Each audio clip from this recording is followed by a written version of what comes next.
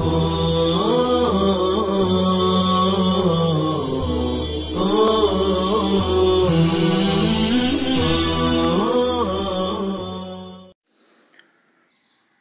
للہ رب العالمین والصلاة والسلام علی سید الانبیاء والمرسلین محمد وآلہ وصحبہ اجمعین۔ اعوذ باللہ من الشیطان الرجیم، بسم اللہ الرحمن الرحیم۔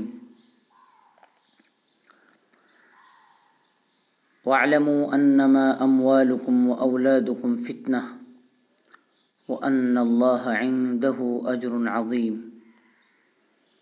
اور تم جان لو کہ بے شک تمہارے مال اور تمہاری اولاد فتنہ ہیں، اور بلا شبہ اللہ کے پاس بڑا اجر ہے۔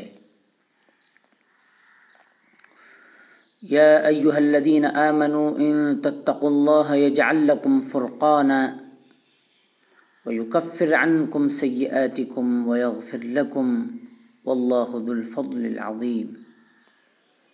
اے ایمان والو، اگر تم اللہ سے ڈرتے رہو تو اللہ تمہیں فیصلہ والی چیز دے گا اور تمہارے گناہوں کا کفارہ فرما دے گا اور تمہاری بخشش فرما دے گا، اور اللہ بڑے فضل والا ہے۔ وَإِذْ يَمْكُرُ بِكَ الَّذِينَ كَفَرُوا لِيُثْبِتُوكَ أَوْ يَقْتُلُوكَ أَوْ يُخْرِجُوكَ، اور جب کافر لوگ آپ کے بارے میں تدبیریں سوچ رہے تھے کہ آپ کو قید کر دیں یا آپ کو قتل کر دیں یا آپ کو جلا وطن کر دیں، شہر سے نکال دیں۔ وَيَمْكُرُونَ وَيَمْكُرُ اللَّهُ وَاللَّهُ خَيْرُ الْمَاكِرِينَ، اور وہ اپنی تدبیریں کر رہے تھے اور اللہ بھی تدبیر فرما رہا تھا، اور اللہ تدبیر کرنے والوں میں سب سے بہتر ہے۔ وَإِذَا تُتْلَى عَلَيْهِمْ آيَاتُنَا قَالُوا قَدْ سَمِعْنَا لَوْ نَشَاءُ لَقُلْنَا مِثْلَ هَذَا إِنْ هَذَا إِلَّا أَسَاطِيرُ الْأَوَّلِينَ۔ اور جب ان پر ہماری آیات تلاوت کی جاتی ہیں تو کہتے ہیں کہ ہم نے سن لیا، اگر ہم چاہیں تو اس جیسا کلام کہہ سکتے ہیں، یہ کچھ بھی نہیں ہے مگر وہ باتیں ہیں جو اگلے لوگوں سے نقل ہوتی چلی آ رہی ہیں۔ وَإِذْ قَالُوا اللَّهُمَّ إِنْ كَانَ هَذَا هُوَ الْحَقَّ مِنْ عِنْدِكَ فَأَمْطِرْ عَلَيْنَا حِجَارَةً مِنَ السَّمَاءِ أَوْ ائْتِنَا بِعَذَابٍ أَلِيمٍ۔ اور جب ان لوگوں نے کہا کہ اے اللہ، اگر یہ آپ کی طرف سے واقعی حق ہے تو ہم پر آسمان سے پتھر برسا دیجیے یا ہم پر کوئی دردناک عذاب واقع کر دیجیے۔ وَمَا كَانَ اللَّهُ لِيُعَذِّبَهُمْ وَأَنْتَ فِيهِمْ وَمَا كَانَ اللَّهُ مُعَذِّبَهُمْ وَهُمْ يَسْتَغْفِرُونَ۔ اور اللہ انہیں اس حالت میں عذاب نہیں دے گا جبکہ آپ ان میں موجود ہوں، اور اللہ تعالیٰ انہیں اس حال میں عذاب نہیں دے گا کہ وہ استغفار کرتے ہو۔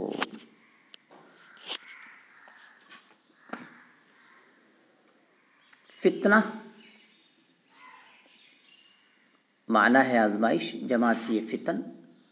قرآن کریم میں یہ لفظ اور اس کے مشتقات مختلف معانی میں استعمال ہوئے ہیں۔ فرقان یہ یا تو مصدر ہے باب نصر، یا اسم ہے تو جمع آئے گی فرق۔ فرقان کل ما یفرق به بین الحق والباطل، ہر اس چیز کو کہتے ہیں جو حق و باطل کے درمیان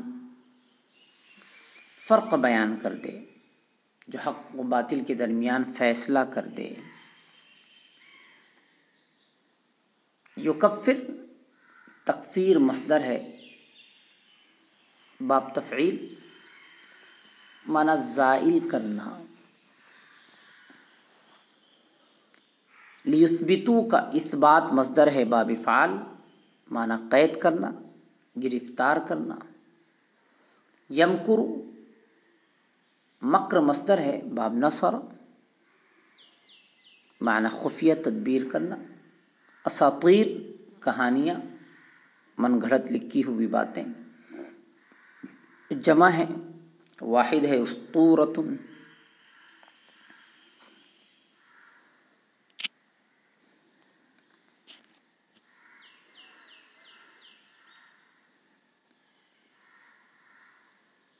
اموالکم اولادکم یہ مبتدا ہے، فتنہ خبر ہے، فتنۃ یہ خبر ہے۔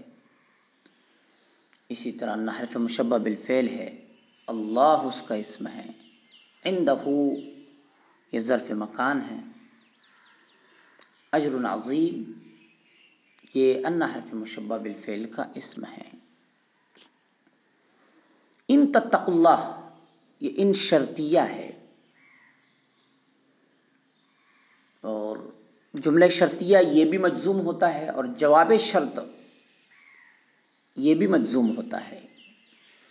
ان تتقوا اللہ یہ جملہ شرطیہ ہے، یجعل لکم فرقانا یہ جواب شرط ہے، یہ بھی حالت جزمی میں ہے۔ اس لیے آپ دیکھ رہے ہیں کہ یجعل فعل مضارع مجزوم ہے کیونکہ وہ ان کا جواب ہے۔ فرقانا یجعل کا مفعول بہ ہے، لکم جار مجرور مل کر یجعل سے متعلق ہے۔ ویکفر عنکم سیئاتکم یہ ما قبل والے جملے پر عطف ہے۔ یکفر فعل بفاعل، عنکم جار مجرور مل کر یکفر سے متعلق ہے۔ سیئاتکم یہ مضاف مضاف الیہ مل کر یکفر کا مفعول بہ ہے۔ ویغفر لکم ما قبل پر عطف ہے، یہی وجہ ہے کہ فعل مضارع مجزوم ہے۔ اللہ مبتدا ہے، ذو الفضل العظیم یہ خبر ہے۔ اذ ظرف ہے، گویا اذ ظرفیہ ہے۔ یمکر فعل ہے، بکا جار مجرور مل کر یمکر فعل سے متعلق ہے۔ الذین کفروا یہ جملہ یمکروا کا فاعل ہے۔ لام لام تعلیل ہے، لیثبتوک او یقتلوک او یخرجوک او حرف عاطفہ ہے، اس لیے یقتلوک یخرجوک کا لیثبتوک پر عطف ہے، اس بنا پر یہ بھی حالت نصبی میں ہیں، اور ان کا نون اعرابی محذوف ہے۔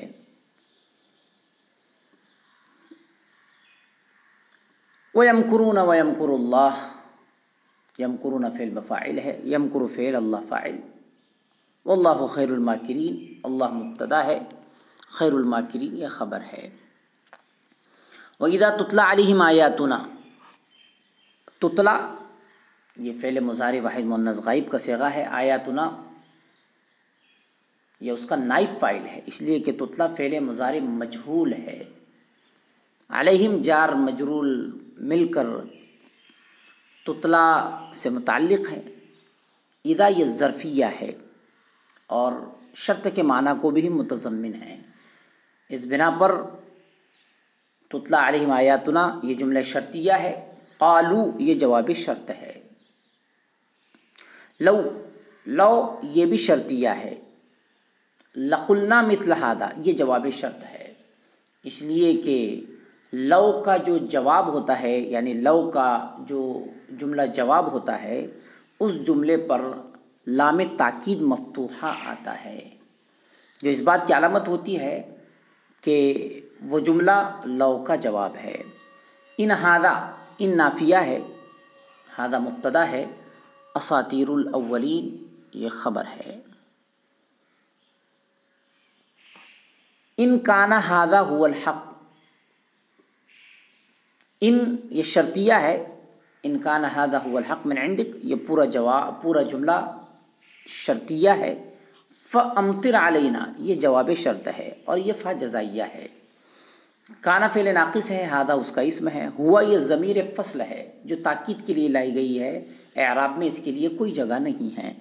الحق یہ کانا فعل ناقص کی خبر ہے۔ من عندک یہ حق سے متعلق ہے۔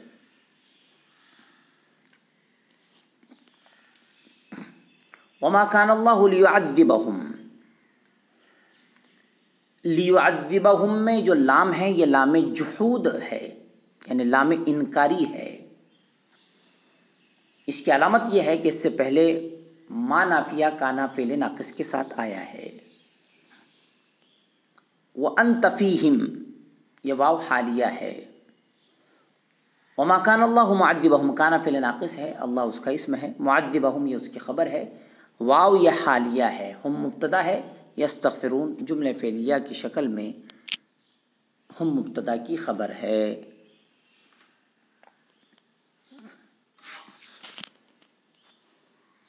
اب ہم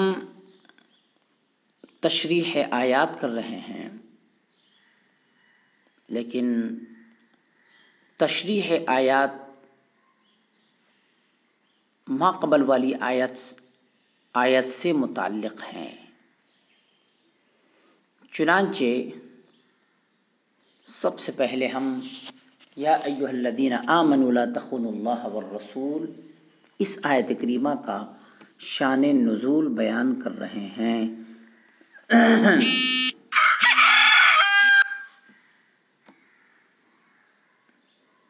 اس آیت کریمہ کا شان نزول یوں بیان کیا گیا ہے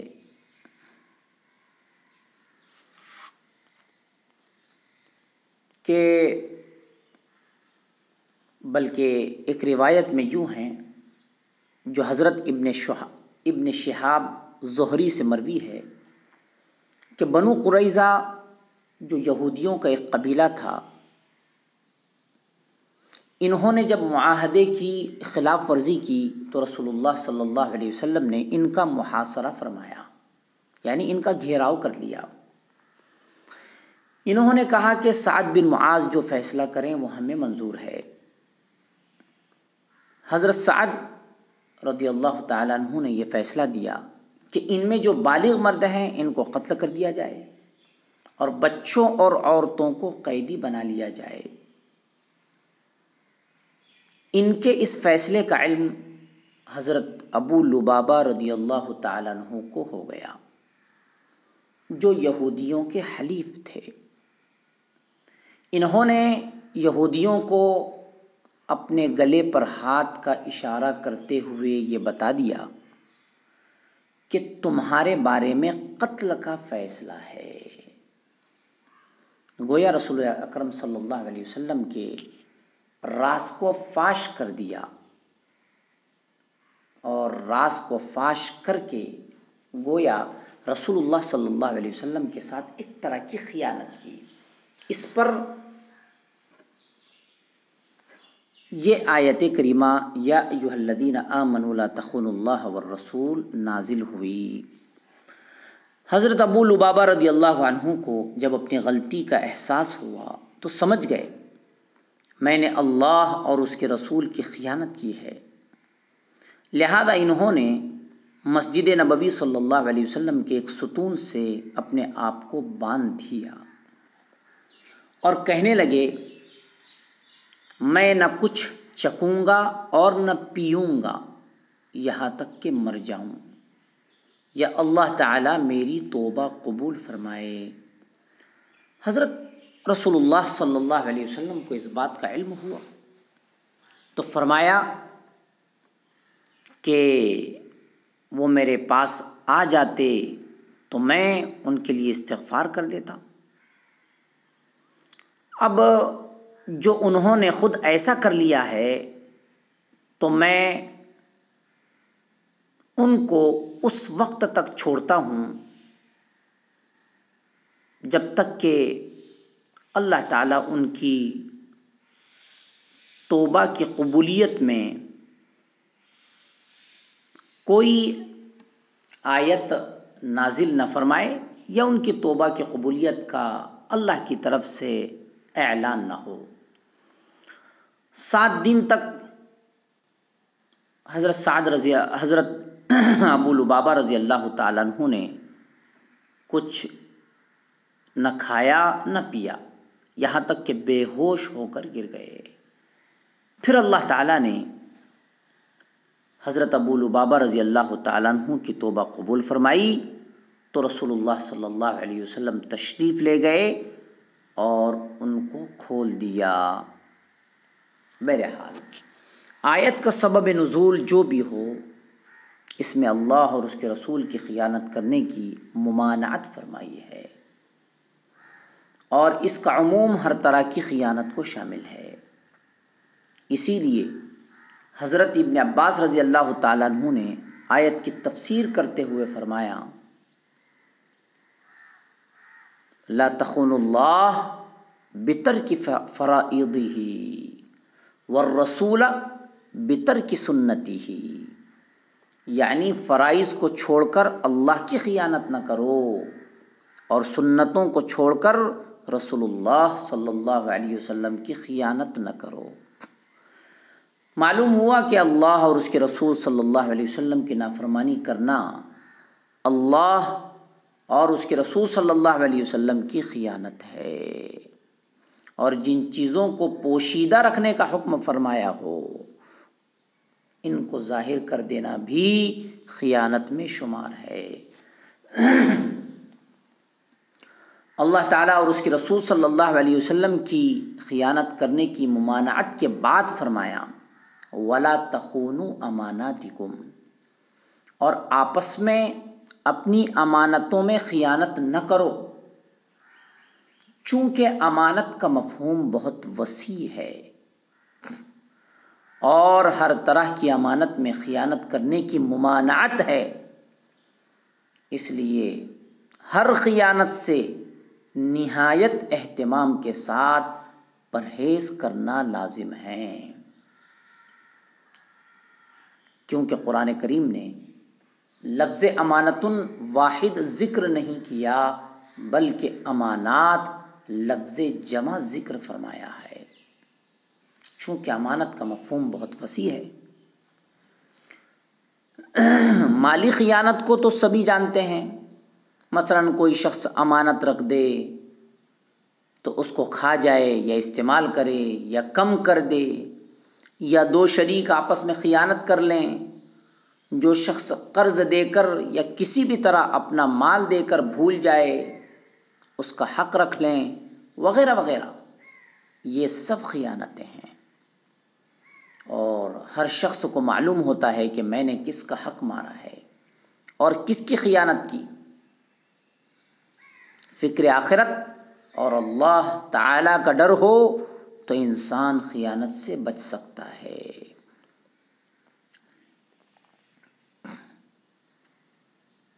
آیت کریمہ سے یہ بھی معلوم ہوتا ہے کہ ہر شخص اپنے اپنے متعلقہ احکام میں دیانت دار ہے۔ چھوٹے بڑے حکام اور ملوک، بادشاہ اور رؤساء، ذمہ داران، لیڈر اور وزراء سب امانت دار ہیں۔ انہوں نے جو عہدے اپنے ذمے لیے ہیں وہ ان کی ذمہ داری شریعت اسلامیہ کے مطابق پوری کریں، کسی بھی معاملے میں عوام کی خیانت نہ کریں۔ اسی طرح سے بائع اور مشتری، بیچنے والا خریدنے والا، سفر کے ساتھی، پڑوسی، میاں بیوی، ماں باپ، اولاد، سب ایک دوسرے کے مال کے اور دیگر متعلقہ امور کے امانت دار ہیں۔ جو بھی کوئی کسی کی خیانت کرے گا گناہگار ہوگا اور میدان آخرت میں پکڑا جائے گا۔ وَاعْلَمُوا أَنَّمَا أَمْوَالُكُمْ وَأَوْلَادُكُمْ فِتْنَةٌ۔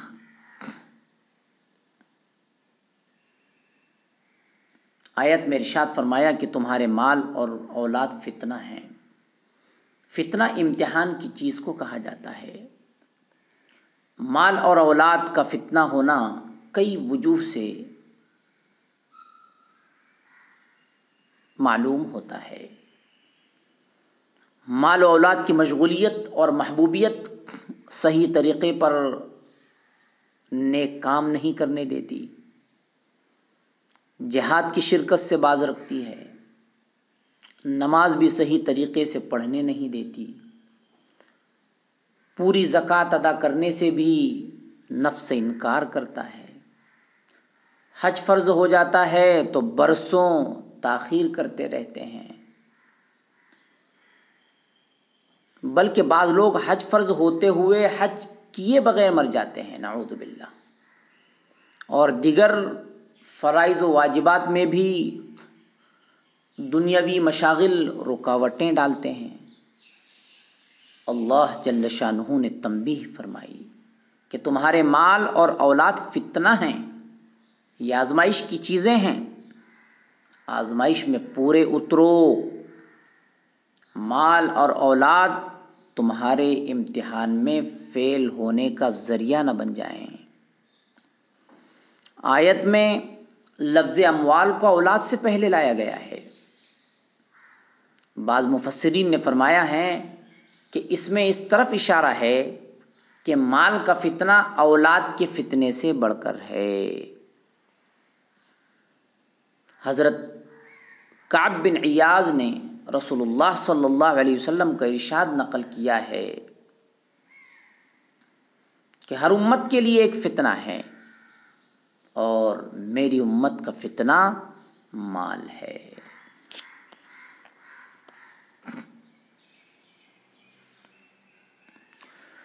یا ایھا الذین آمنوا ان تتقوا اللہ یجعل لکم فرقانا۔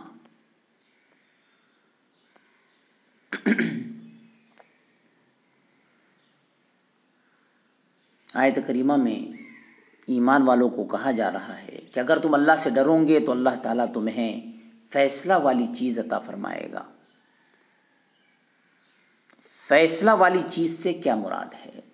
اس کے بارے میں مفسرین رحمہم اللہ نے متعدد اقوال ذکر فرمائے ہیں۔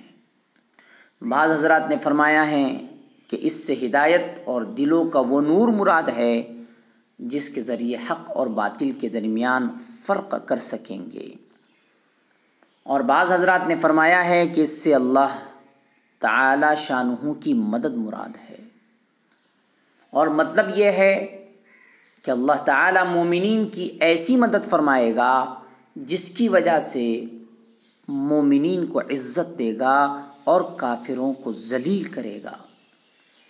اور بعض حضرات نے یوں فرمایا ہے کہ اللہ تعالیٰ تمہیں ایسا غلبہ عطا فرمائے گا جس سے تمہارے دین کی شہرت ہوگی اور دنیا میں تمہاری کامیابی کے تذکرے ہوگے۔ اللہم انصر الاسلام والمسلمین، اللہم اعز الاسلام والمسلمین، آمین۔ بقی آیات کی تشریح آئندہ درس میں انشاءاللہ بیان کی جائے گی۔ وصلی اللہ تعالی علی خیر خلقہ محمد وآلہ وصحبہ اجمعین برحمتک یا ارحم الراحمین۔